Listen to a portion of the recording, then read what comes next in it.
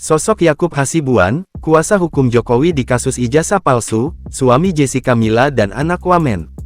Kasus tuduhan ijazah palsu Presiden ke-7 Joko Widodo tampaknya makin memanas.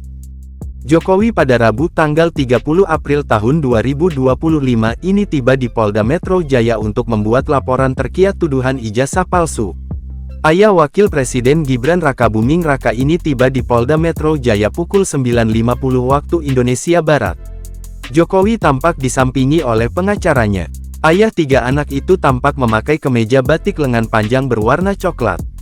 Kuasa hukum yang mendampingi Jokowi pun tampak jadi sorotan. Sebab, sosok itu tak asing di mata publik. Ia adalah Yakub Hasibuan, putra dari Wakil Menteri Bidang Hukum, Hak Asasi Manusia, Imigrasi, dan Permasyarakatan, Otto Hasibuan.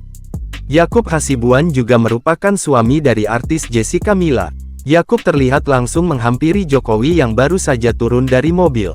Setelah menyambut Jokowi, Yakub Hasibuan langsung mendampingi ke dalam ruangan Polda Metro Jaya. Sebelumnya, Yakub Hasibuan sempat menyinggung ada 4 nama yang akan dilaporkan oleh Jokowi.